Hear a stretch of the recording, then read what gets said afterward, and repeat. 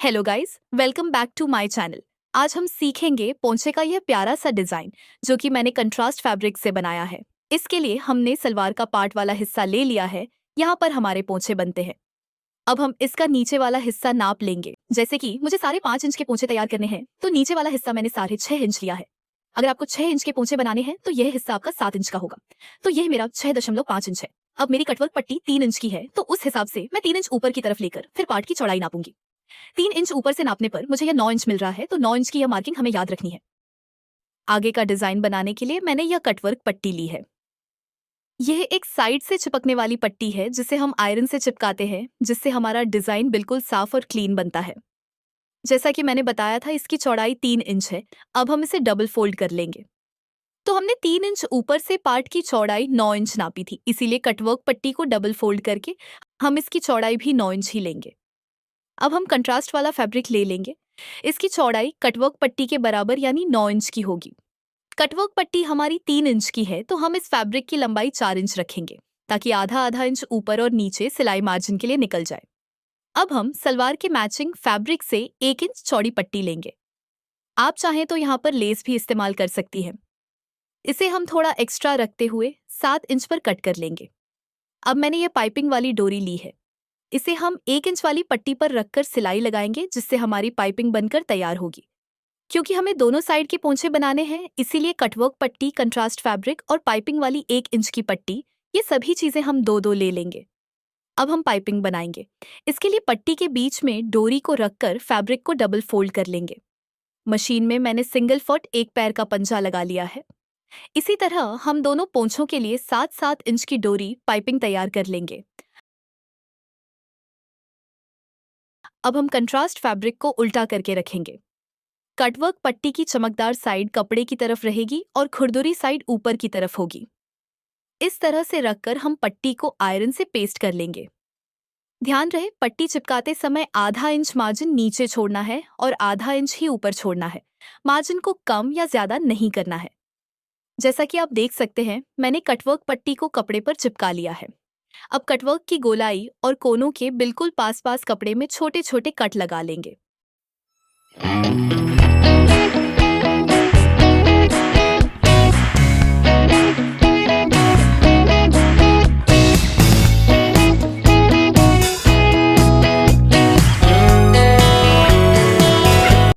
इसके बाद glue stick लगाकर एक्स्ट्रा कपड़े को ऊपर की तरफ मोड़कर चिपकाते जाएंगे। अगर आपके पास ग्लू स्टिक नहीं है तो आप यहाँ पर कच्ची सिलाई भी लगा सकती हैं, लेकिन बाद में उस सिलाई को उधेड़ना थोड़ा मुश्किल होता है, जबकि ग्लू स्टिक से कपड़ा बहुत ही आसानी और फिनिशिंग के साथ चिपका जाता है। ग्लू स्टिक लगाने के बाद जब हम कपड़े को मोड़ते हैं तो कभी कभी कपड़ा छूटने लगता है। इसलिए कपड़े को मोड़ने के तुरंत बाद पीछे से हल्की गर्म आयरन प्रेस करते जाए, जिससे ग्लू स्टिक जल्दी सूख जाए और कपड़ा मजबूती से चिपक जाए। ध्यान रहे, प्रेस बहुत ज्यादा गर्म नहीं होनी चाहिए। यहाँ ध्यान से देखिए कि ग्लू स्टिक लगाने के बाद कट लगे कपड़े को मैं किस तरह से चिपका रही हूँ। सबसे पहले हम कटवर्क के निचले कॉर्नर वाले हिस्से को चिपकाएंगे, फिर साइड वाले हिस्सों को और आखिर में सबसे ऊपर वाले हिस्से को। कोने वाले कपड़े को चिपकाते समय इसे थोड़ा सा खींचकर चिपकाएंगे, ताकि कोनों में कोई झोल न रहे और कटवर्क में एकदम साफ और सुंदर फिनिशिंग आए। इसी तरह एक एक करके कपड़े को चिपकाते जाना है और साथ के साथ ऊपर हल्की गर्म प्रेस रखते जाना है, ताकि डिजाइन पूरी तरह से सेट हो जाए।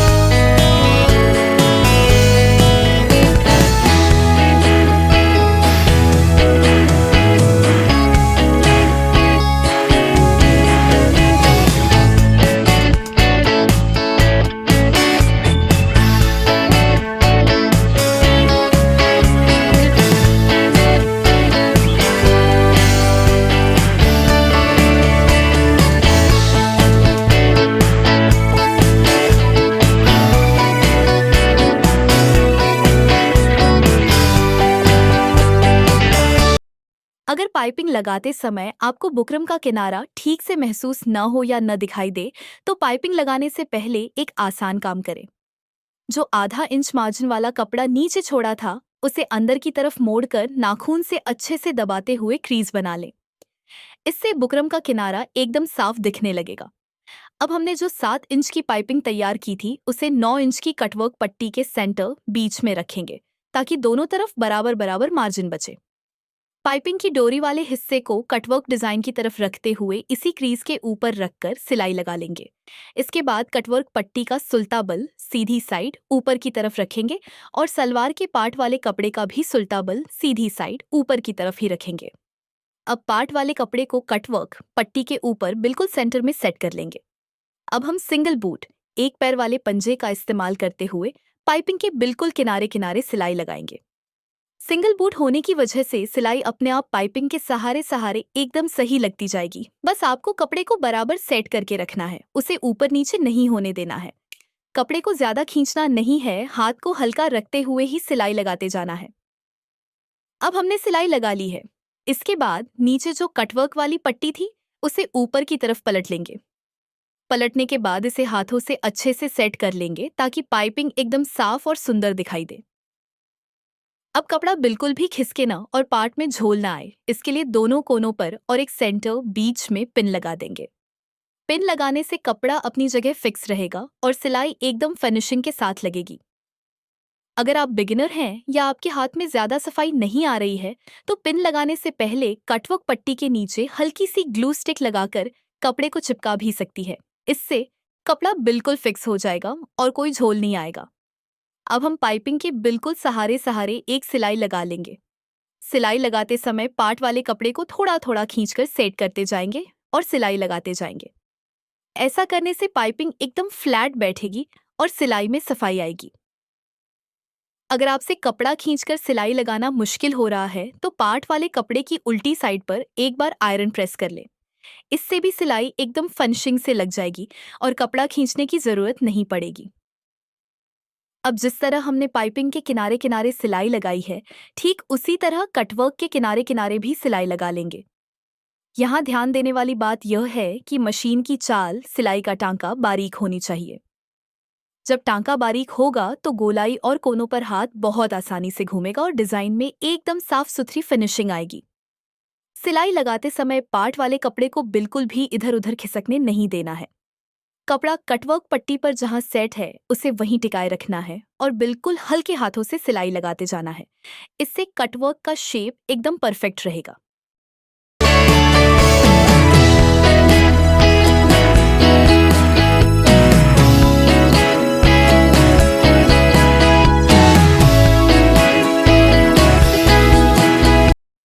कटवर्क के किनारे किनारे सिलाई लगाने के बाद जो साइड में एक्स्ट्रा कपड़ा और पट्टी बच गई है उसे कैंची से काटकर अलग कर देंगे।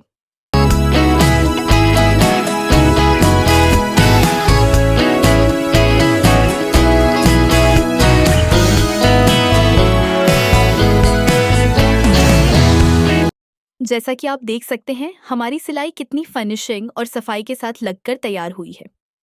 अब इसे और भी खूबसूरत लुक देने के लिए मैंने यह फ्लावर वाली लेस ली है। इस लेस में से फ्लावर्स को कट करके कटवर्क के बीच वाले हर एक कट कॉर्नर पर लगा देंगे। अगर आप चाहें तो यहाँ लेस के फ्लावर्स की जगह मैचिंग या कंट्रास्ट मोती भी लगा सकती है, वे भी इस डिजाइन पर बहुत प्यारे लगेंगे।